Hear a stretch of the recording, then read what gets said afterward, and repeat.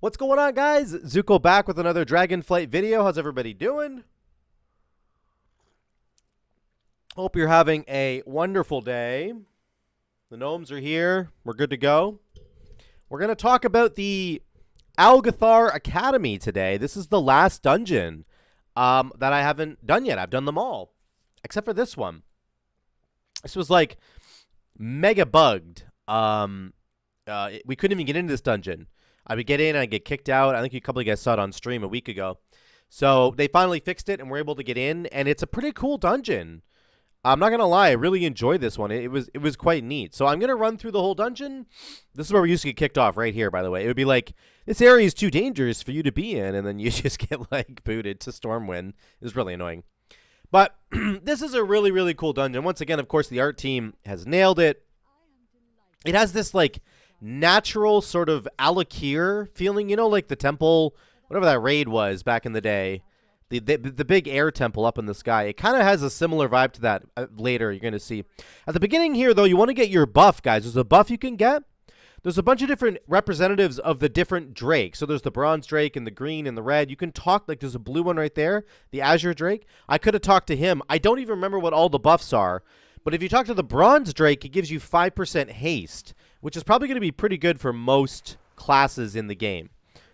So just remember, at the beginning of this dungeon, go pick up your buff for your for whatever, you know, whichever one you want. Now that that being said, as well, in this dungeon, it's very strange. You can't mount in this dungeon right now, and I don't know if that's the long-term intentional plan from Blizzard, because this was reported like a week ago. People were reporting this like, hey, Blizzard, we can't mount in here. What's with that? And they haven't said anything about it. So I'm not sure if their plans are to actually change it to make it so you can, like, you will be able to mount. I don't know. We'll have to see. My final little disclaimer here is to say that remember that this is beta. And again, you know, I'm not doing a lot of damage here. Part of it is because the build I was trying for Arms Warrior here is it's just not very good, I don't think. I was sort of trying the bleed build with Arms Warrior, including Thunderclap and Rend, and it just didn't feel super great. Now, that being said, Rep Paladin is tuned too highly right now, and this Rep Paladin was using a file and food. He was using a file that gave him... The file that he was using was that Frost one that everybody's using right now, and it probably did 20 to 25% of his damage overall. It's like absolutely outrageous how highly tuned this thing is right now. So the Arcane Mage is a better example. Like, this is where the Arcane Mage is popping off right here, which is really, really great. That's good to see. But for the rest of the dungeon, you'll see the Arcane Mage does sort of a normal amount of damage. And then the Prot Warrior is doing 50k here. Again, Prot Warriors are way too highly tuned right now. He's not even pressing things like Spear of Bastion. People keep asking me like, oh, he's probably using Spear of Bastion. No, they're just pressing Revenge. Look at Glacial Fury. Look at that. That did 21% of his damage. That's the file effect right there. That's that file that he has on. So just remember, guys, it's beta. Blizzard has recently said that they've transitioned into the tuning phase of the expansion. They're done with the design phase. They're getting into the tuning now. So they're going to tune stuff like this. It's not going to look like this in 2 or 3 weeks' time. Here's the first boss. This is Vexamus. Pretty simple boss here. Basically, there's these arcane orbs on the outside of the encounter. They just popped out right now. These orbs need to be intercepted by players. Don't let them get to the boss. It's exactly like the mana worm in Season 4 right now of Karazhan. It'd be Upper Karazhan, I believe, where you have to fight that you get shrunk, the Honey I Shrunk the Kids moment, and you have to fight the mana worm. You have to intercept arcane balls, the same in that fight. This time, though, it'll just empower him. All you have to do is intercept them. On Mythic difficulty, the challenge here is that if you intercept one of those orbs on Mythic difficulty, this is not Mythic, but I'm just giving you the heads up. If you intercept one of those arcane orbs on Mythic, you take 100% more damage from orbs for 20 seconds. So you have to be very careful. You're basically going to have to use like an immunity, or you're going to have somebody like pop a defensive and soak a couple of them, and somebody else pops a defensive and they soak a couple other ones. Like on Tyrannical Mythic Plus, you're going to get wrecked by those orbs. So you're going to have to develop some sort of strategy for how to deal with the arcane orbs on that fight, which I think is very, very cool. Here's an example of us being very sad that we can't mount. I don't know why. I don't know why that's like that. Oh, somebody subscribed. I'm not sure why that's like that, but here, we're on the way to the second boss arena. Again, a lot of the dungeons, I will say, a lot of the dungeons seem to have a similar setup in the sense that you, like, get to a boss room, you clear out the entire boss room, and then you fight the boss. Like, there's probably 4 dungeons that have bosses that have that exact setup. So it's a little bit strange that they're all kind of like that. Not going to lie. But anyway, it's fine. This one, you want to clear the room? Again, they are giving you a hint as to what's going to be coming up in the boss fight. You guessed it. There's a bunch of lashers on this boss fight that you're going to have to kill. And the main mechanic on this fight is that you're going to fight this tree guy. He will summon all these lashers, and they will go dormant. And they'll kind of sit there for a little bit. You need to kill them while they're dormant, or else they'll wake up and start attacking you. And he's going to do a big ability later called Burst Forth. And he'll wake up all the dormant lashers and do a bunch of damage to you. So this entire fight is basically about killing these lashers right now. They're dormant lashers. You see they're all sitting there. He's doing he's doing Branch Out. Branch Out is him just throwing a branch, and then it turns into a tree, and it's called Branch Out. It's so freaking funny. So right here, we basically kill him. He's going to germinate. He's going to spawn all his ads. Don't get hit by the swirlies. And then he's going to cast Burst Forth. He's casting that right now. So this will sort of do a bunch of damage if there's any lashers that are still dormant. And there is a bunch of lashers that are dormant right now because he just spawned them. So that might become an issue later on Higher Mythic Plus. But watch, it'll do damage to us. It only did like 48,000 damage to us. I think on Mythic it's going to do way, way more. I'm assuming in like a Mythic plus 10 or something, that might end up doing like 100k, 120k. We'll have to see. Right now, my max health is 145k, but I'm in green gear. So imagine that by the time we get to a Mythic plus 10, DPS characters are going to be sitting at like 200k, maybe 180,000 life, 190,000 life. So if that boss ability did 100k to you, it's not the end of the world, but it is half of your freaking health. So just to remember how these things are going to scale. They don't look dangerous right now, but they will be later. On Mythic for that boss fight, the little lashers will poison you on hit. So you also have to be careful of that. Of course, all the lashers died instantly, but they won't in Higher Mythic Plus. Here's a little mini boss. He's pretty cool. He just tries to knock you off the edge, basically. He does Deadly Winds, which does stun you, but then he'll do Expel Intruders. It's a very long cast, not hard to get out of it, but if you disrespect it, you'll get launched. People just stood against the pillar there, so that was, I guess, the next level strategy, which I didn't know about. This was my first time in here, so. But that is definitely a good strategy. Probably just stand right against those pillars there, and you will get launched into the pillar, and you'll be perfectly fine. Once again, we are launching to the next platform. I love this dungeon, guys. It just feels so good to be, like, outside in a nature zone again compared to Shadowlands. I can't continue to stress enough how much fun it is just to play this game the way it really felt like it was meant to be played. Going to, like, the idea of going to Shadowlands where you're like, we're going to the afterlife, like, that was kind of cool. That was actually it was actually kind of a cool idea. But, like, for some reason, it took away from the fantasy of World of Warcraft. And, like, this is a fantasy MMO. You know, we're in this fantasy universe. And there's swords and shields and, you know, gunpowder and spells and magic. And it's all fantastical, right? And then you go to this afterlife in Shadowlands, and it's, like, all very real. It's like people are dead. I don't know. There was something about it that just for some reason, an enormous part of this new expansion is just being in this new environment and feeling like we're back into the fantasy open world again. Like there's grass and there's magic caves and there's dragons, and it just feels correct. It feels correct. It feels like it's the way that this game should be. And I for some reason that is just has such a big impact on everybody, I think. So once you kill the trash here, you can see the 2 goals will open up. Goal of the Searing Blaze and goal of the Rushing Winds. That's the Searing one over there. And the Wind one's over on the other side that I looked at. These goals represent a buff that you can give yourself. So you take these orbs and you put them in and you press your extra action button and you'll throw it. And there you go. We just triggered the fire one. When you trigger the fire one, guess what? Fire is going to rain from the sky. You don't want to get hit.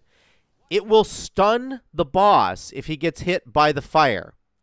Okay, that's one way to do it, because this is going to happen during the boss fight. So they're just showing you what to do. On the boss fight, if you hit Crawth with the fire, it will stun him for like 12 seconds or something. It's some outrageous amount of time. I forgot what the actual number is. I looked it up earlier, but I can't look at it now. The wind one, if you fill up... So right now, you can see we can do it right now. There's the orbs. You want to take 3 of them to one of the gates. Now, we unfortunately totally messed this up, and we had like one into red, and then we had 2 into red, 1 into blue, and then we had 2 into red, 2 into blue. We need to just put 3 into one of them. So anyway, that was unfortunate. We have to wait till the next play ball comes down. So now we've done the wind thing now. So somebody threw in there. You can see at the top of your screen, 3 out of 3 goal for the rushing winds. The rushing winds will, instead of it raining fire, it will blow winds across the platform. Okay, makes sense. And on top of that, everybody will get a stat boost if you threw one of the balls, I think, into the thing. So, excuse me, into the ring, the goal. You get a big stat boost. So basically you get to choose between like stunning the boss or getting a stat boost, whichever you want to do. What I didn't realize was they'd already done this. So I was like, oh, I'm going to go take this ball and put it into the fire one because we're 2 out of 3 on the fire ones. I thought maybe we'll do the fire one and then we'll stun the boss. You can see over on the right-hand side of my screen here, right below the bug issue thing, she's casting Overpowering Gust. This is like a huge cone that she casts, and I didn't realize that's what she was doing. So you can see it kind of going out like that, and then boom, I get launched. I get launched off the platform. Now, you don't die, which is kind of cool, but you waste a lot of time. This is the big problem. You don't want to get hit by that ability because it wastes so much time. So now I'm just stuck holding on to my stupid orb like an idiot because I didn't know what was going on. And anyway, that's basically the entire fight. On Mythic, nothing changes on this fight at all. Nothing changes. It's just the same fight. It's just harder, obviously. So I don't know what the actual strategy is going to be, and I don't want to sit here and do the hard math and look at this over and over again and figure out exactly what you're supposed to do. I hate ruining this kind of stuff for people in the expansion. I'm just trying to give you an overview of kind of what the fight is going to look like. Strategy-wise, I have no idea. Is it going to be better to go for the wind or the fire? I don't really know. We're all going to be able to figure it out together, and it's going to be a lot of fun. Then you jump back to the platform. I made the mistake of jumping over to this platform. There's actually no need to go this way. This is just an alternative route that we could have taken before. So the team quickly discovers that I'm a complete idiot, and they should not have been following me, and we go back. And then we go the correct way. Again, there's no mounts. There's no mounting. It's, like, really infuriating. So I'm just walking. I can't even imagine being, like, a Death Knight here. So lots of AOE damage here. Lots of trash packs to get at the end. We had somebody go offline, which was unfortunate. But we carried on. Spear Bastion, Colossus Smash. I'm trying to get as much damage as I can. My Whirlwind, or my Blade Storm wasn't up. Unfortunate. My bleeds are doing a little bit of damage here, but again, this bleed build, I don't know, guys. I need to keep experimenting with Arms Warrior stuff because this felt really bad to me. I think I found a better build already that I've tried out. It feels like indexing into the bleed build with Rend plus Thunderclap is just too much to sacrifice. Like, it just takes too long to get that going for you to be doing any real substantial amount of damage. Remember, though, of course, I do want to keep emphasizing both Rep Paladin and Prot Warrior are going to get nerfed. They are going to get tuned down. Look at what that guy's pressing. This is what the Prot Warrior did. He literally pressed Revenge. He did the Rend plus Thunderclap thing, okay? Then he pressed Revenge. That's what he's doing. Like, he's not doing anything special. This is just all these buttons are in the warrior kit, the Prot warrior kit, and they're all doing a little bit too much damage. So that'll get nerfed. Here's the final boss, Echo of Doragosa. I don't know if every dungeon has a dragon at the end of it. It might actually, now that I'm thinking about it. It actually might. I got to think about that. Anyway, I just had an epiphany. This entire boss fight is about the ability Overwhelming Power. And you can see I already have a stack of it on my character here. The stupid bug. There it is. I have 2 stacks now.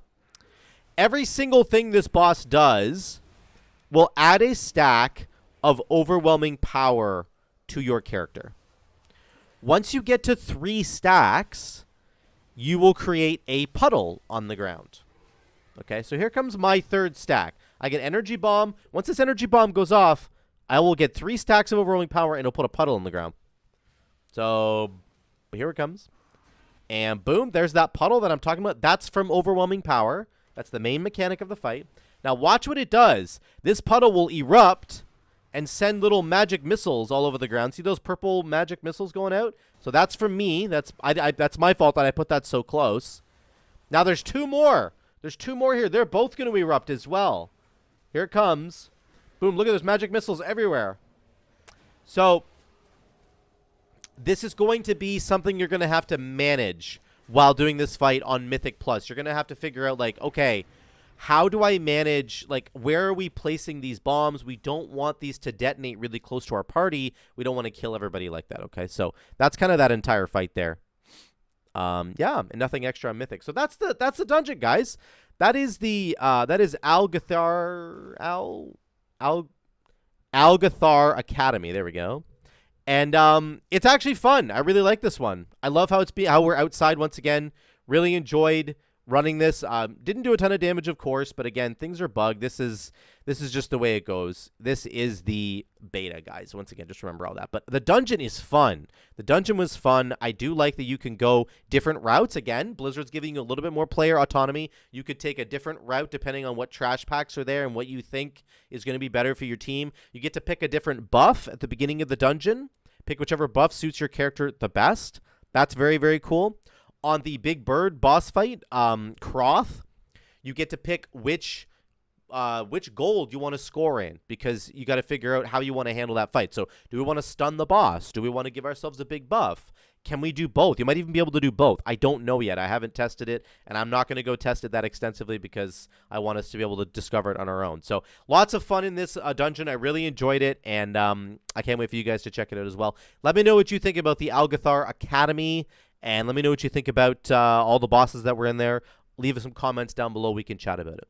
Thanks so much for watching, guys. I love you all. I'll see you in the next one.